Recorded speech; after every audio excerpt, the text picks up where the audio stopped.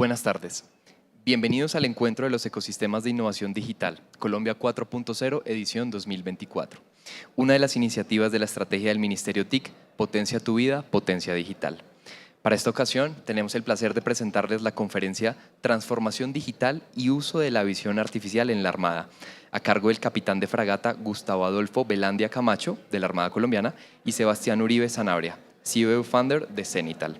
Sobre los dos panelistas, les puedo contar que el capitán de fragata Gustavo Adolfo Velandia es ingeniero naval, máster en Industria 4.0, científico de datos del MIT, certificado de inteligencia artificial de la Universidad de Harvard, especialista en gerencia de proyectos en seguridad y defensa nacional y en política y estrategia marítima. Cuenta con 26 años de experiencia en la Armada. Actualmente está desempeñándose como director de gestión tecnológica, sentando las bases para una transformación digital adecuada. Ha desarrollado modelos de inteligencia artificial analítica, predictiva y generativa para la Armada. Sobre Sebastián Uribe Sanabria, quien es el CEO Founder de Cenital, es un profesional en gerencia y gestión de proyectos de ingeniería civil, con énfasis en planeación y seguimiento de obras, líder en solución de problemas de segmentos, innovador en servicios y procesos a través de herramientas tecnológicas, creador y formador de equipos disruptivos orientados a la integración de nuevas tecnologías en favor de la comunidad. Sobre esta presentación, se explorará cómo la transformación digital está redefiniendo las operaciones navales, centrándose en la implementación de tecnologías de visión artificial. Se abordarán casos prácticos de la Armada, en donde esta tecnología no solo optimiza la eficiencia y seguridad, sino también refuerza las capacidades estratégicas en escenarios complejos. Se discutirán los retos, soluciones innovadoras y el futuro de la integración tecnológica en el ámbito marítimo. Sin más que decir, les pido por favor un aplauso para nuestros dos invitados. Bueno, muchas gracias a todos, a la organización de Colombia 4.0, al Ministerio de TICS. Quiero agradecer principalmente a Dios por permitirnos estar el día de hoy acá, a mi hermosa familia, a mi esposa, a mi suegra y mis dos hijos que están ahí atrás, que son el motor de mi vida. Y el día de hoy, ¿qué queremos hacer? Queremos tratar de mostrarles un poquitico de aquello que hace la Armada y que de pronto no conocemos. De pronto algunos conocemos la Armada, sabemos lo que hacen, pero de pronto hacemos un poquitico más de cosas diferentes a que nos vemos en las noticias, o etcétera, etcétera, o lo que vimos en Caracol durante Gloria, o lo que vimos en RCN ahora en la Antártida, etcétera. Queremos mostrarles de qué manera la Armada de Colombia ha venido adoptando o de qué manera queremos abarcar la transformación digital. Y pues principalmente vamos a ver la visión computacional, de qué manera nos está ayudando en este objetivo. La ponencia se llama Transformación Digital y Uso de la Visión Artificial en la Armada. La primera parte, que de pronto no es tan interesante, desafortunadamente me toca a mí. La segunda parte, cuando vamos a ver la parte tecnológica, que es la que le toca a Sebastián, pues vamos a ver la parte tecnológica, ya la tecnología funcionando, que es muy interesante. Sin embargo, lo importante es que sin lo primero no hay lo segundo, sin lo que voy a explicar dentro de la Armada, sin esto que voy a explicar, que es la transformación digital, pues cualquier tecnología que se quiera aplicar no va a tener impacto sostenible en el tiempo. Bueno, este es mi palmarés, ya lo leyeron. Primero vamos a hablar del contexto de la transformación digital y vamos a hablar de lo que no es la transformación digital. Y aquí muchas empresas y muchas entidades cometen muchos errores y muchas personas en general, porque pensamos que la transformación digital es un proyecto de tecnologías de la información. Como vemos que tiene el apellido digital, pues dijimos, no, eso es de TI. Entonces vamos a donde el CTO, donde el CIO y les decimos, oiga, usted encárguese de la transformación digital, como si fuera un proyecto. Y resulta que vamos a ver ahora que ese es un error garrafal. Pensar que la transformación digital es un proyecto de tecnologías de la información es un gran error. Pero para eso nos toca hacer una diferenciación de unos términos que normalmente se confunden y que se manejan, que es digitización, empezando abajo hacia arriba, digitalización y transformación digital. Son términos totalmente diferentes. Digitización es una palabra que no existe en el castellano, viene del inglés, que es digitization, que es cuando yo convierto algo análogo en digital, cuando yo tomo una fotografía, la estoy volviendo de lo análogo a lo digital, cuando escaneo un documento, cuando paso de papeles a un documento en Excel, eso es digitización. Cuando hablamos de digitalización es cuando yo empiezo, gracias a la digitización, a obtener valor de algún proceso específico. Cuando yo monto una página web, una plataforma de relacionamiento con los clientes, cuando en algún proceso específico yo genero algún tipo de valor, ya estamos hablando de digitalización. Pero transformación digital es un concepto mucho más amplio que vamos a ver ahora. Antes de eso, pues quiero darles una estadística muy triste que seguramente algunos de ustedes conocen, que es que el 70% de las iniciativas de transformación digital fracasan en el mundo. Es una estadística del Boston Consulting Group, no me la estoy inventando yo, en donde dice que el 26% de las empresas, esto no funciona aquí, bueno, el 26% de las empresas permanecen en la zona de dolor, donde hacen una inversión grande y resulta que no obtienen casi ningún valor de la transformación digital. Gastaron muchos recursos y no obtuvieron nada. El otro 44% obtienen cierto valor, pero no es el que esperaban. Y apenas el 30% está en la zona de ganadores, en donde realmente obtienen valor de la transformación digital. Esto es una cifra muy triste. Pero entonces, ¿qué sí es transformación digital? Y en esto no nos hemos podido poner de acuerdo el planeta entero, como en ningún término nos ponemos de acuerdo en el planeta. Sin embargo, transformación digital, este es un término, una definición traída del MIT, de la doctora Jan Ross, en su libro Design for Digital, que se lo recomiendo, en donde dice que es la configuración organizacional holística de personas, procesos, tecnología, para definir propuestas de valor y entregar ofertas posibles gracias a las capacidades de las tecnologías digitales. Entonces, si vemos aquí el orden en el cual coloca los términos personas, procesos, está antes que tecnología. Eso tiene una razón de ser. Ahora, si esa transformación digital no está enfocada en obtener valor, pues no hagamos transformación digital porque es mucho dinero. La transformación digital es cara, es extremadamente costosa. Entonces, esos tres dominios que están en esa definición de la transformación digital, personas, procesos y tecnología, resulta que la teoría o la práctica mejor muestra que la gente cuando quiere hacer transformación digital empieza por acá, por tecnología. Y resulta que el 80% del esfuerzo y de los recursos debe ser en personas y en procesos. Para esto tenemos unas herramientas que para poder lograr hacer ese cambio en las personas tenemos que tener una herramienta que se llama, o hay una herramienta llamada la gestión del cambio organizacional, y para los procesos la reingeniería de procesos organizacionales. Después de que este 80% ya esté bastante avanzado, podemos hablar de tecnología. Todo esto enmarcado dentro de la generación de valor. Normalmente las compañías empiezan al revés y por eso es que pasa, bueno, lo que les voy a mostrar ahora. Quiero mostrarles, aquí me encanta este ejemplo. ¿Quién aquí compra ropa en Only? Yo compro ropa en Only. Me fascina ir a Only. Aparte, gracias, aparte de que es económica, es de calidad, me fascina ver cómo funciona. ¿Será que se requiere tecnología para funcionar bien? Only nació en el año 54, tiene 12 almacenes en Bogotá, no han querido crecer más por algún motivo, pero usted va a Only, es un almacén de 6, 7, 8 pisos, hay muchos pisos, usted va al último piso, escoge la ropa, la entrega en un pequeño cubículo que hay, le entregan una facturita y mientras usted va bajando por las escaleras, en todos los Only hay un hueco como este que conecta todos los pisos, como este que está acá, y usted ve que suben canastas, baja canastas, sube facturas, baja ropa, y cuando usted llega al primer piso, entrega su factura y paga y su ropa está ya perfectamente lista. En todos los 12 almacenes funciona exactamente igual. Es decir, el proceso de la empresa está totalmente claro y la cultura de la gente que está trabajando es exactamente la misma. Es decir, la empresa funciona bien, ellos no han querido crecer, seguramente con tecnología, si se aplica de manera correcta, pues pudieran tener un impacto mucho mayor y pudiera crecer la empresa, pero funciona bien, diferente como en unas iniciativas de transformación digital en donde vemos que le meten recursos a la tecnología, genera un valor inicial que puede, digamos, encandelillar a las personas, decir, qué maravilla, pero resulta que a lo largo no es sostenible y por eso pasa esto. Estos son los 10 fracasos más grandes en transformación digital del mundo.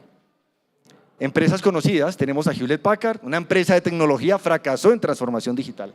Hershey's, la de los chocolates, Miller, cerveza, Revlon, belleza, Nike y quiero que miren las dos primeras. La Marina de Estados Unidos con 1.870 millones de dólares botados a la basura en iniciativas de transformación digital fracasadas. Y la Fuerza Aérea de Estados Unidos con $5.000 millones botados a la basura.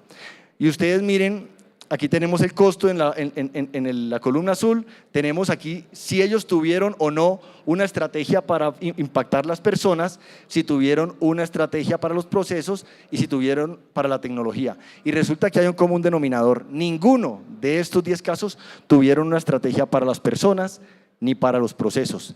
Algunos tuvieron para tecnología, otros no, otros simplemente compraron la herramienta como off the shelf, como llaman, y la aplicaron y se acabó. Esto nos dice algo.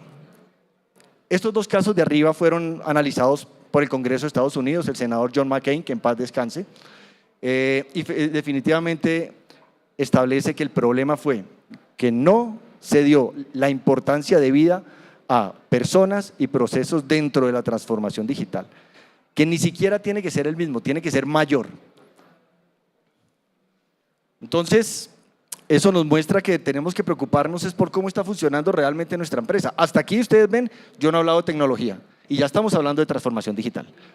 Entonces los modelos de gestión de los datos y esto que van a ver aquí, seguramente los que trabajan en una empresa saben que es así. Esto es lo que tenemos en las empresas. Lo tenemos en la Armada, sí.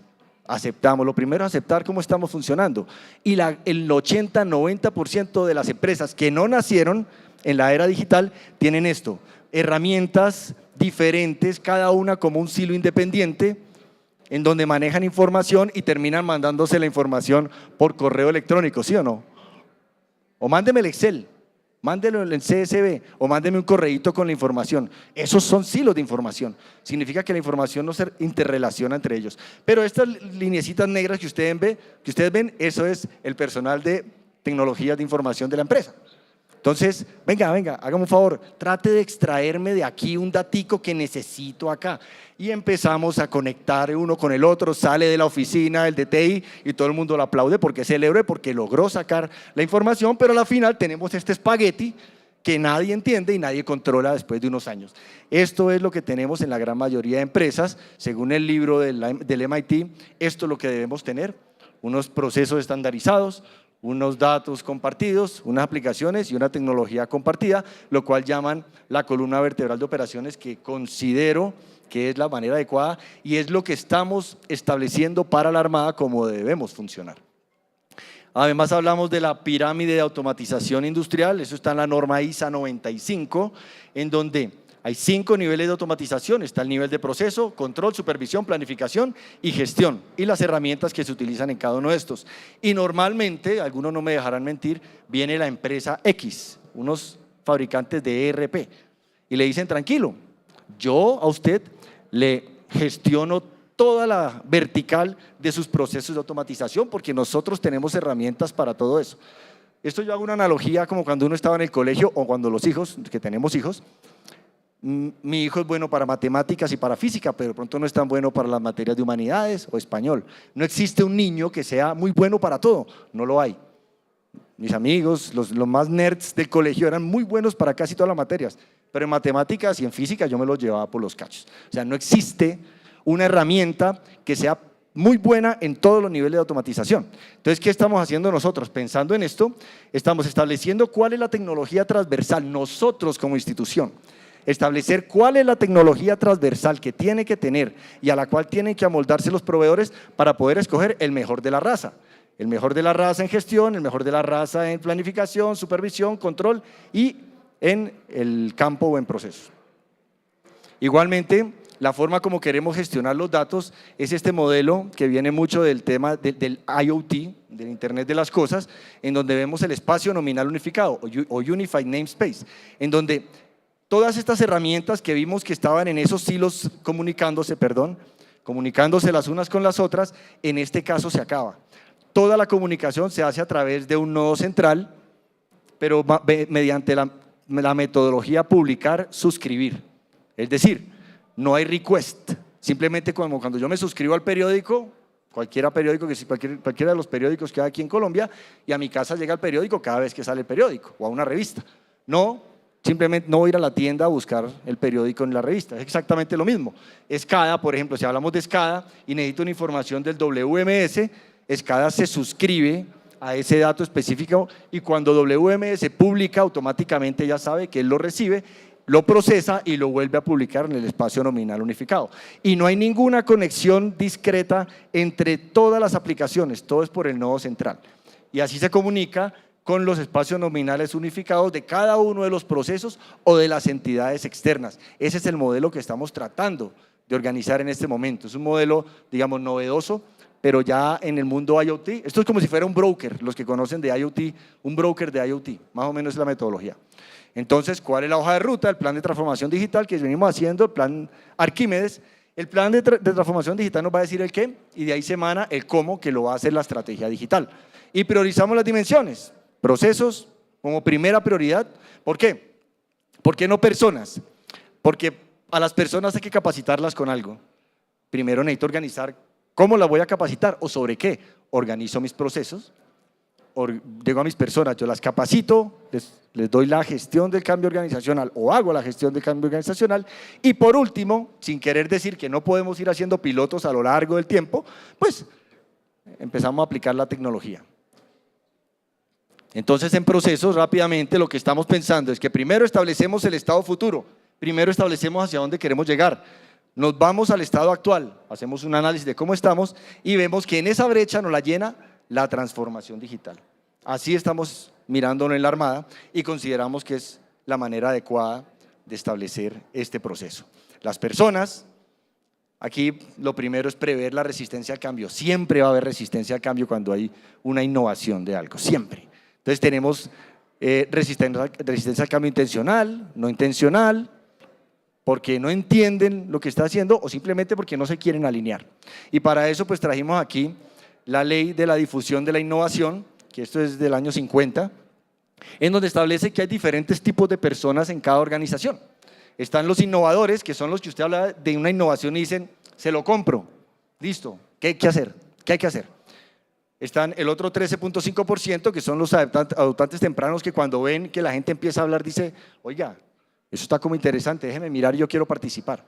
En todas las organizaciones hay estos tipos de personas. Después viene lo que llaman las mayorías. La mayoría temprana, que cuando empiezan a ver ciertas personas que tienen algún tipo de liderazgo dentro de la organización, están haciendo cosas, también lo hacen.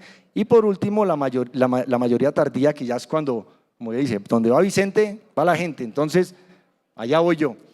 Y también tenemos el último 16%, que son los rezagados, que son los que finalmente son el palo en la rueda, que no quieren participar de la innovación, pero cuando yo alcanzo el 84% de la gente, que es hasta esta mayoría tardía, el cambio es imparable. Eso lo dice la teoría. Es decir, ese 16% a la final, por simpatía o por obligación, entra dentro de la innovación. Eso lo estamos analizando nosotros dentro de la organización. Somos 30.000 hombres. Es de todos los tipos digamos, de niveles académicos. Entonces es complejo, pero ahí estamos tratando de trabajar en eso. Estamos entendiendo la cultura organizacional. Aquí nos sirve traer modelos de Estados Unidos, de Europa, de Asia, de otras empresas que han funcionado. No, cuando yo empiezo a traer modelos y los copio tal cual dentro de mi organización, sin entender que yo tengo que saber cuáles son los mitos y las historias de mi organización, cómo es el comportamiento y la toma de decisiones de mi organización, ¿qué tanta tolerancia al riesgo tiene mi empresa o mi organización? Porque es que no todas tenemos la misma tolerancia al riesgo. Una empresa privada tiene un poquitico más de tolerancia al riesgo a una entidad pública, porque si se pierden millones de pesos en la empresa privada, pues se perdieron, se recuperan, pero en la entidad pública son los recursos de ustedes. Entra la Contraloría, la Procuraduría, ya no es tan sencillo. Entonces, la tolerancia al riesgo es diferente en cada organización. Valores y principios bajo cuáles se rige mi organización, cómo es el liderazgo, cuál es el diseño organizacional, cuáles son los talentos y habilidades que tengo en este momento, si tengo para lograr ese cambio o si necesito fortalecerlos, los procesos organizacionales y la gestión del desempeño. ¿Cómo voy a premiar la gestión del desempeño? Igualmente, necesito alineamiento organizacional, sobre todo en el más alto nivel. De nada me sirve si los directivos no están alineados. Si hablamos de algunos, aquí hay unos aspectos que normalmente se analizan cuando estamos haciendo transformación digital, si el proceso va a ser, los procesos los vamos a centralizar o a descentralizar, si es un cambio disruptivo, si va a ser incremental, etcétera, etcétera. Y si cuando hacemos el análisis, nuestros directivos, los gerentes, están desalineados, pues tengo que hacer algo para alinearlos. de alguna manera. Si no, por más esfuerzos que hagamos abajo, no va a funcionar la transformación digital. ¿Cuál va a ser nuestra nueva estructura de organizacional? Teniendo en cuenta toma de decisiones más rápida, mejorar eficiencia organizacional, mejor desempeño del personal, reducir duplicidad de trabajo, menos fricción entre el personal y para mejorar las comunicaciones. Si va a ser una gestión tradicional o ágil, todo eso hay que analizarlo dentro de la institución. Lo estamos haciendo. ¿Cuál va a ser el impacto del cambio en la gente? Tenemos que hacer un análisis. Esto es dificilísimo de ver a primera vista, pero tenemos que hacer un análisis de, bueno, desde el tope de la organización hasta lo más bajo, cómo impacta en el trabajo del día a día a cada uno de los trabajadores, para entender que el cambio realmente genere valor, porque nos ha pasado que traemos una herramienta tecnológica y al tripulante en nuestro caso o al trabajador en el caso de las empresas lo que hace es duplicarle el trabajo. Entonces, ¿para qué hacemos transformación digital si lo que está haciendo es complicarme la vida? Yo necesito una herramienta digital es que a mí me permita generar valor y facilitarme la vida. Del manejo que se dé al personal depende el éxito o el fracaso de la estrategia digital. Ahora sí hablamos de tecnología. Miren todo lo que hemos pasado y no hemos hablado de tecnología. Ahora sí hablamos de tecnología. Es lo último de lo que tenemos que hablar cuando hablamos de transformación digital. Tenemos que ver cuáles son nuestras capacidades existentes, cuáles son nuestros sistemas de aplicaciones, cuál es la arquitectura, cómo se gestionan los datos, evaluar los obstáculos tecnológicos que nos vamos a encontrar, porque obstáculos tecnológicos los vamos a tener. Tenemos una pobre gestión de los datos, unas fallas en los procesos, cuál es nuestra cultura tecnológica, comunicaciones para adopción de tecnología, y la gestión del cambio tecnológico y las capacidades de tecnología de información que tenemos. Planear la implementación. Aquí tenemos el modelo pescado, en donde nos dice que al principio, y hay que tenerlo claro, la inversión en transformación digital, en cualquier herramienta digital de impacto, se me fue la señal. Se nos fue allá la señal, bueno, yo voy contando, que al principio la inversión es bastante alta, pero cuando estas dos líneas después en la boca del pescado, que ustedes van a ver ahí cuando aparezca, empieza a ver que el valor, la línea punteada de arriba es el costo y la línea de abajo que está recta, que no está punteada, es el valor que obtengo yo. Entonces, no veo nada, gracias. Listo. Entonces, cuando llega al punto deseado, vemos que empieza a aumentar el valor obtenido por la organización y a disminuir los costos. Eso hay que tenerlo claro desde el principio, hay que visualizarlo. Y nosotros también hemos mirado cómo vamos a fasear el proyecto, 5 fases. Inicialmente, como no es nuestro core business no es nuestro core business es seguridad, soberanía, etcétera. Entonces, tenemos que depender de un tercero para que nos ayude, pero esperamos que en 5 años empecemos a andar solos. Y ahí sí venimos a hablar de la selección del software. ¿Cuál es el software que vamos a utilizar después de tener todo lo anterior claro? Entonces hablamos de la estrategia digital, esto muy rápidamente, simplemente para que vean cuál es nuestra estrategia digital: gestión de procesos, cambio organizacional, de personas, aplicaciones, arquitectura, solución, inteligencia y analítica de datos, analítica de negocios, y esto que es muy importante, que es la última parte y que muchas empresas obvian, y es el aseguramiento de la calidad en la gestión de este proyecto.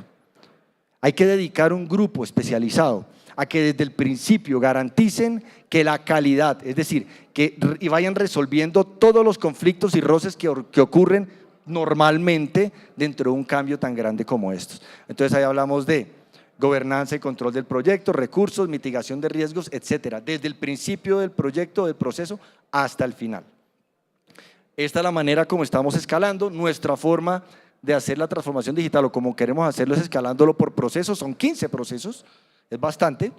Entonces, pues empezamos primero con la implementación, que es en el primer proceso, que va a ser bajo metodología PMI, es decir, cascada, pero dentro de esto van a haber unos sprints en metodología ágil que nos va a permitir a nosotros ir sacando rápidamente y probando tecnologías. Después de eso, pues vienen los escalados a los demás procesos cuando logremos estabilizar el primer proceso.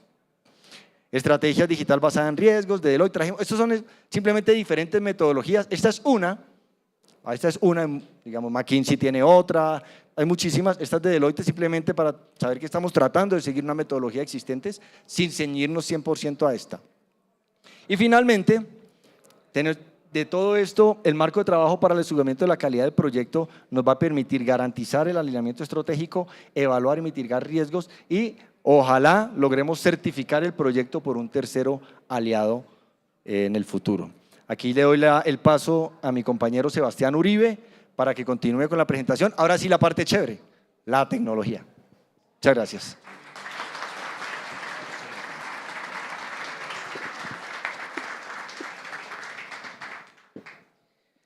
Muchas gracias, Gustavo.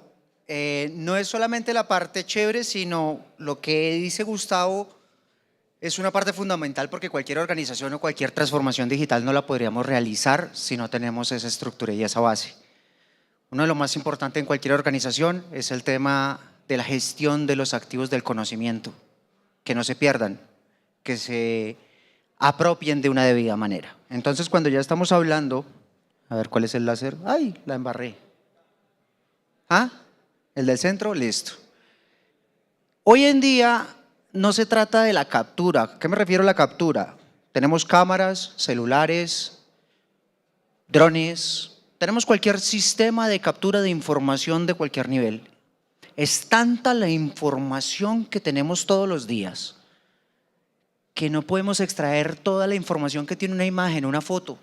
Físicamente es imposible. Si yo tomo una foto con 10.000 pescados, un ser humano contar esos 10.000 pescados se vuelve un trabajo imposible.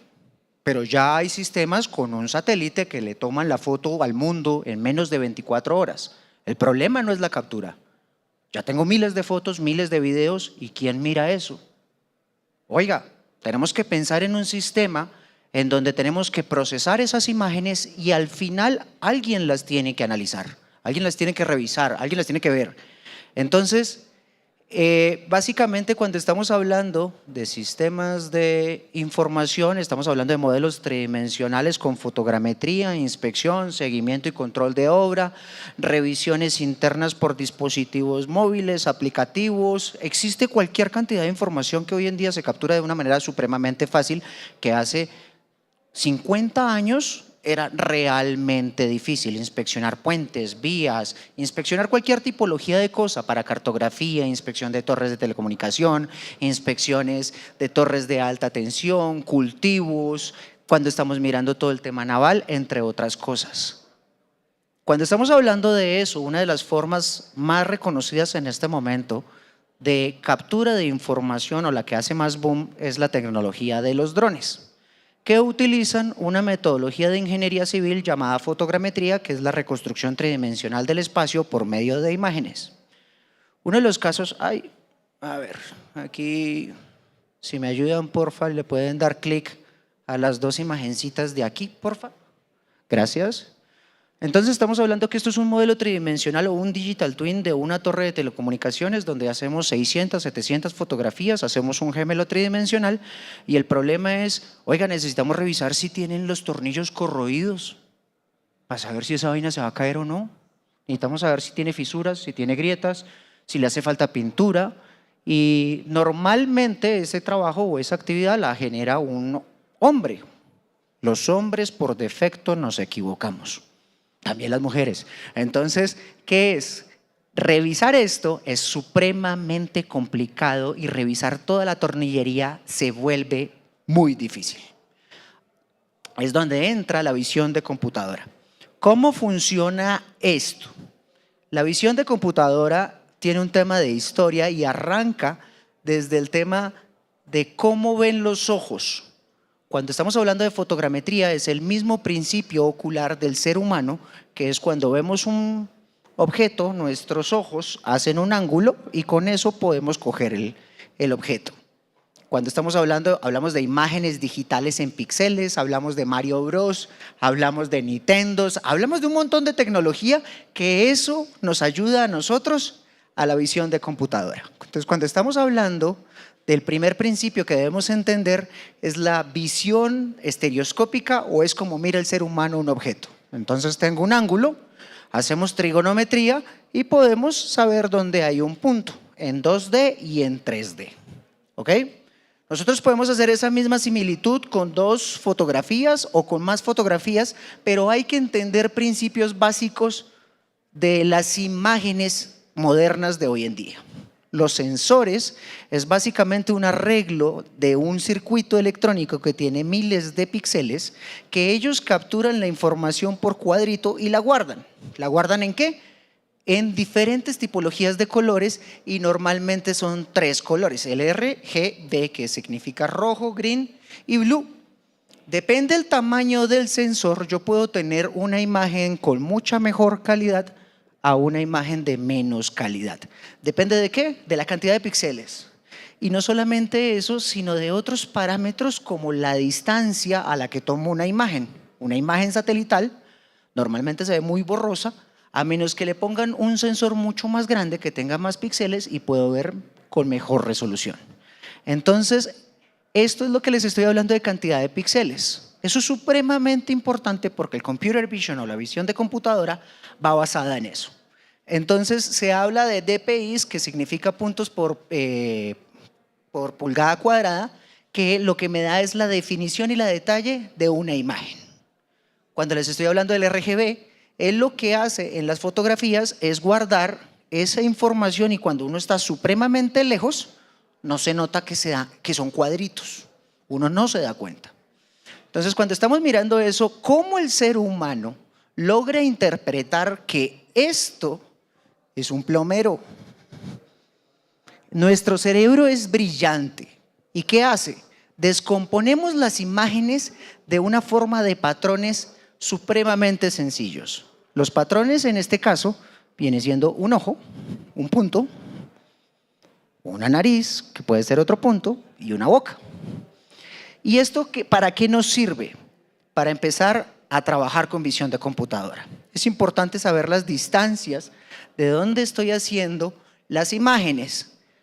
Uno de los temas, ¿me ayudan porfa a darle clic aquí a ese video, porfa? Cuando estamos hablando de eso, la fotogrametría o las imágenes satelitales es la unión de miles o millones de fotografías que se juntan para generar un gran mosaico que se recorta la parte del centro y generar un modelo tridimensional. Entonces un dron hace un levantamiento fotogramétrico de 500, 1000, 1500 hectáreas en un día, mientras que un topógrafo convencional hace 1 hectárea al día. Entonces ahí tenemos esta imagen. Ahora pensemos en catastro. Pensemos en botes, pensemos en aviones, hay que contarlos, hay que mirarlos, hay que mapearlos. Y la única forma de poder realizar esto es por medio de capacidad computacional. Estamos hablando que un modelo fotogramétrico o un modelo LIDAR puede ser millones de puntos, que es la representación tridimensional del espacio. Entonces estos puntos ya tengo la información. Ahora yo necesito saber tamaños, colores, fisuras, grietas y necesito identificar cosas. En este caso, en una imagen satelital, dime. También se puede buscar grados de exactitud hasta de milímetro o décimas de milímetro. Entonces, cuando estamos hablando de esta tipología de levantamientos, necesitamos que el computador aprenda. ¿Cómo funciona eso? Eso es un cerebro. El cerebro son millones de neuronas que están interconectadas una con la otra. Vamos a decir que tenemos unas neuronas que tienen una capa de entrada y tenemos otras neuronas de una capa de salida. Dentro de ellas es una unión de miles de neuronas, pero esas neuronas están vacías. Es un cerebro vacío. ¿Qué pasa? Las neuronas son algoritmos. Son programas y procesos donde ellos están vacíos y yo tengo que buscar patrones similares para llegar a un punto específico. De pronto aquí no lo alcanzan a ver, pero una imagen se descompone en cuadros más pequeños y se busca los ojos. Entonces, cuando yo meto muchas caras y le digo esto es un ojo, y de hecho, cuando ustedes están haciendo la validación de son un ser humano en internet y le dicen dé un clic a una bicicleta, ustedes son las personas que están entrenando una inteligencia artificial que les va a quitar el trabajo. Entonces, ¿qué es? Le están enseñando a un computador, oiga, esto es un semáforo, esto es un semáforo, esto es un semáforo, esto es un semáforo, y lo están haciendo de una manera gratuita y los están obligando a hacerlo. Es para que entiendan que un humano tiene que enseñarle primero a una inteligencia artificial. Siempre, ella no aprende por sí sola. Tiene que haber un trabajo de expertos y hoy en día funciona para diferentes categorías y tipologías de inteligencia artificial. Entonces estamos hablando de varias cosas. Número 1 se llama clasificación de imágenes, que tengo que clasificar qué es un carro, qué es una moto, qué es una persona, qué es un cáncer de mama, qué es una fractura. Todas esas metodologías se están utilizando hoy en día para identificar esa tipología de problemas. Entonces ya miles de radiografías se están leyendo al día en términos de milisegundos. Una imagen necesita 60 milisegundos con un computador de 7 millones de pesos para leerla y decirle aquí tiene un cáncer. Eso se puede. Ahora, esta es la primera, que es clasificación. La segunda es detectar. Ya sé que hay carros, pero ¿sé dónde está el carro? No, no sé dónde está el carro. Entonces la detección me dice en dónde está el carro. Segmentación. La segmentación es literal hacer la silueta de ese objeto. Hoy en día, la tecnología de Tesla de los carros funciona con computer vision, visión de computadora. Si no estoy mal, hace alrededor de un mes y medio, un señor, no sé si han visto el video, se cayó al frente de la vía y el carro de Tesla en menos de un segundo, ¡pum!, lo evitó y no lo accidentó. Un ser humano no tiene esa capacidad de reacción, no la tiene. ¿Qué es? Es identificar que ese ser humano, si es chiquito, él lo mira. Si es grande, él lo mira. Y no importa la posición, la segmentación me da la posibilidad de identificar eso. Ahora vamos con el tracking. Una cosa es una foto, una cosa es un video. El video es la unión de muchas fotos que me ayuda a poder realizar el movimiento. Básicamente son 24 fotos en un segundo para ver un video fluido, ¿ok?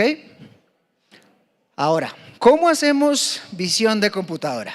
Acá se vuelve un poco más enredado, pero vamos a explicarlo lo más sencillo que se pueda. Número 1, tenemos que tener un dataset, que el dataset es miles de fotos o cientos de fotos de lo que queremos ver. Llámese barcos, botes, lanchas, se llame cualquier cosa que se necesite, barcos, y se necesita tener esas imágenes y alguien tiene que hacer cuadritos. Persona, persona, persona, persona, persona, persona, persona, persona. Y todos esos cuadritos se terminan metiendo en un cerebro vacío. Y ese cerebro vacío va a aprender y va a buscar en dónde y cuáles son personas. Una vez él aprende, hay otro dataset que es mucho más pequeño, de un 20% del entrenamiento, que dice, ensaye. Dígame si estos datos y la predicción de lo que yo aprendí le pega a la persona. Dice sí. Y hay otra parte de los datos, de las imágenes, que termina siendo un testeo. Y ya después de eso se pueden hacer cosas como estas. Número 1, estamos hablando de un levantamiento fotogramétrico de casi 350 hectáreas que se levantan con dron, en donde hacemos la identificación de las palmas africanas en menos de 17 minutos con un solo computador, donde con una persona convencional necesita 7 días, un equipo de 4 personas. Entonces con eso sabemos las coordenadas en X, Y, Z, en dónde está ubicada la palma. Lo mismo lo podemos hacer con imágenes satelitales, donde podemos identificar dónde hay aviones, dónde hay barcos, dónde hay cada uno de los elementos que nos interesen. Entonces podemos empezar a dar más propiedades como coordenadas, ubicaciones, y eso lo hace de manera automática y lo hace de una manera muy rápida. Mi capitán. Entonces empezamos a trabajar y empezamos a entrenar bases de datos que son libres, donde están en internet, y empezamos a revisar botes, barcos. Y aquí yo no soy el experto en el tema naval, entonces ¿esto para qué nos sirve, mi capitán? Bueno, primero la introducción de lo que es la tecnología. Aquí lo que estamos tratando es encontrar una manera en la cual podamos, por ejemplo, detectar posibles delitos en el mar. Si encontramos de pronto un bote que se encuentra en una zona restringida, inclusive con un dron se puede hacer monitoreo sobre el seguimiento que hablaba Sebastián en caso de que un bote estemos en persecución porque haya cometido algún delito. Eso se presenta mucho, de pronto no sale mucho en noticias, pero sí vemos muchos delitos en el mar. En el mar hay contrabando, en el mar hay piratería, en el mar hay robos a las motonaves o a las lanchas que se mueven y de pronto para los que no han ido al Pacífico, el Pacífico se mueve por el mar. No hay carreteras en el Pacífico desde allá en Chocó hasta Nariño, solamente hay 2 carreteras, una que llega a Buenaventura, una que llega a Tumaco y el resto es en bote. Y resulta que hay mucho abigeato, hay muchos delitos relacionados con esto. Entonces, una de las tecnologías que estamos tratando de probar es de qué manera podemos detectar un bote. Porque aparte, ahorita lo van a ver en un video, aparte de que lo detecta, le hace seguimiento porque le coloca un numerito. Usted es el experto ahí en visión computacional y sabe que si el bote de pronto se cruza con otro, la inteligencia artificial no se confunde, es una berraquera. Entonces, estamos trabajando en ese sentido. Muchas gracias. Entonces seguimos y empezamos a buscar barquitos en Cartagena. Miren, ¿cómo se llama esta? Ese es el fuerte, esa es la marina de Manga. Sí, aquí está la marina y al frente no sé cómo se llama ese No, barco. aquí abajo es la base de la Armada y allá arriba es la marina, Ok. la marina de Manga. Entonces, eso se puede hacer con imágenes satelitales, se puede hacer con drones, se puede hacer con cámara en celular, se puede hacer con lo que se les ocurra. Esta es una imagen satelital. Sí, eso es una imagen satelital, correcto. Lo que estaban viendo anteriormente y lo voy a volver a colocar, no nos sirve solamente para una imagen quieta, sino pasamos miles de imágenes en un segundo o cientos de imágenes en un segundo y podemos visualizar y hacer inventarios de huecos, fisuras, grietas, afectaciones o cualquier otra tipología de objeto que nos interese. Entonces, hay miles de funcionalidades. Por ejemplo, hay otro proyecto bastante interesante para identificar personas y identificar que no se estén metiendo en el derecho de vía, que van a meter un bombazo y ¡pum!, el oleoducto o el gasoducto sale volando. Los seres humanos no tenemos la capacidad de tener la visualización de muchos puntos al tiempo. Por eso me hacen un favor y le dan clic aquí, aquí y aquí. Estamos contando 200, 300, 400 vehículos simultáneamente donde podemos saber la velocidad, la aceleración, la posición, tamaño, color, y eso es tecnología y desarrollo 100% colombiano. No es un software, son nuestros ingenieros que están desarrollando estas tecnologías para dar soluciones a múltiples problemas en Colombia. Esto es una forma de visualizar TPDs, tránsitos promedios diarios, donde hacemos una geocerca o unos polígonos donde definimos y digo, cuando me pase un carro, cuente, cuando pase una persona, cuente. Después le podemos decir, mande un mensaje por WhatsApp, mande un correo, ponga una alarma, pite, salga corriendo, yo no sé qué es lo que vamos a hacer con eso. Y también nos sirve, por ejemplo, para identificar y ver animales en la vía. En Colombia hay un montón. Les presento uno, que siempre lo digo, por donde se meten. Acá hacemos un mapa de calor, por dónde va la persona, al punto A, al punto B, velocidad, aceleración, todo lo que vemos, lo podemos sacar en un archivo en Excel, donde nos da toda la información que queramos. Lo importante es detectarlo, ¿ok? Por otro lado, en tiempo real con cámaras de circuito cerrado de televisión. Daniel es un ingeniero que trabaja con nosotros. Dani, quitas el casco, se quita el casco, 1 o 2 segundos después, en la imagen lo está detectando en tiempo real, en un computador. Entonces imagínense esto para la ubicación en circuitos cerrados de televisión de la ciudad. Eso funcionaría. Simplemente hay que buscar cómo lo podemos hacer real. Identificación de fisuras, grietas en movimiento con un dron para ver dónde hay huecos, fisuras, pieles de cocodrilo, entre todo eso, y esto es acá en Bogotá. Se pueden hacer demasiadas cosas con esto. El límite literalmente es mental, porque la tecnología está avanzando de manera muy rápida. Y ya para terminar, acá es una visualización de visión de computadora con botes y barcos. Muchas gracias. Quiero regalarles una cosita más.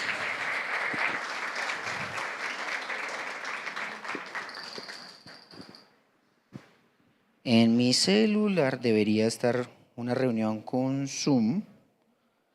Vamos a compartir mi pantalla. Ahí ya la deben estar viendo, ¿sí?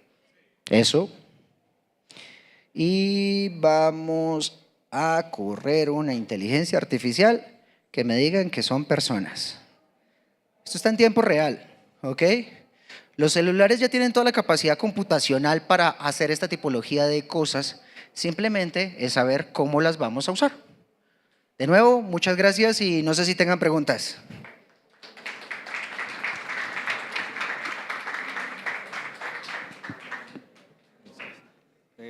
Pues, si quieren empezamos por acá. Micrófono. 18. Buenas tardes, mi nombre es John Dairo Restrepo. Hace unos años se perdieron unos buzos en Malpelo, en el Pacífico. Entiendo que la Armada fue la que encontró a 2 personas vivas y la otra después perdió su vida. Unos días después la encontraron. ¿Qué tecnología utilizó la Armada para encontrar a las personas?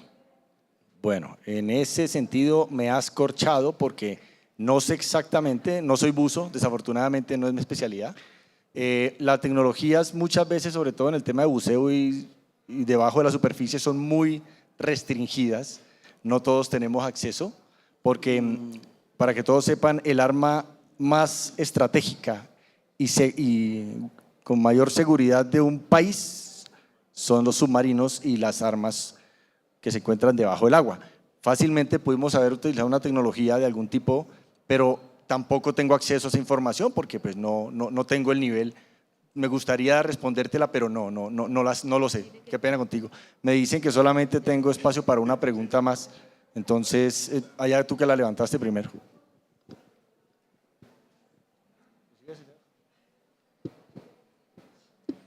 Buenas tardes, mi nombre es Julio Vela. Creo que va más enfocada hacia ti, Gustavo. He trabajado en proyectos de tecnología y de renovación y transformación digital en el sector público y en el sector privado. Desde mi perspectiva, el tiempo de ejecución en el sector privado es mucho más rápido que en el sector público. Un proyecto en el sector privado me demoró 3 meses, el mismo proyecto, muy parecido. 3 meses en ejecutarlo, en el sector público, 1 año y medio. Es mi perspectiva, quiero saber si tienes la misma perspectiva y por qué pasa eso en el sector público en Colombia, porque a veces parece que van a otra marcha que el sector privado. Claro que sí, muchas gracias. Bueno, lo que tú estás diciendo es totalmente cierto. También sabemos que es así. Y no solamente pasa en Colombia, en todos los países del mundo, así sean países desarrollados, la empresa privada va más rápido que el sector público, porque el sector público tiene que hacer unas modificaciones a las leyes, porque ustedes, los civiles, las empresas, están restringidas de hacer algo por acción. Es decir, usted, digamos, le dicen en la ley no haga esto. ¿Ok? Nosotros somos por acción y por omisión. Entonces nosotros tenemos que ser mucho más cuidadosos en las entidades públicas y nosotros tenemos que esperar hasta que se nos autorice una norma para hacer algo y hasta que la norma cambie. Y tú sabes que las leyes pues cambian con unos debates, etcétera, etcétera, demoran bastante tiempo y esa es la razón por la cual las entidades públicas a nivel mundial se demoran más tiempo que las empresas en lograr estos cambios. Entonces, aparte de eso, pues en Colombia tenemos una ley de contratación que es del año 90, 91, 92, no recuerdo, la ley 80, y que de pronto no está amoldada todavía a estos nuevos desafíos de las tecnologías, no va al mismo ritmo. Sé que ya están trabajando para cambiarla, pero pues es una de las restricciones. La ley 80 es muy lenta en los procesos de contratación. Mientras una empresa te diga toma al día siguiente, aquí está el contrato, nosotros fácilmente para un contrato de mínima cuantía pueden ser 3 meses, de menor cuantía pueden ser 4 o 5 o de mayor cuantía pueden ser hasta 6 meses para poder contratar. Entonces es un tema más regulatorio que otra cosa. Gracias. Bueno, muchas gracias a todos ustedes por su asistencia, muy amables.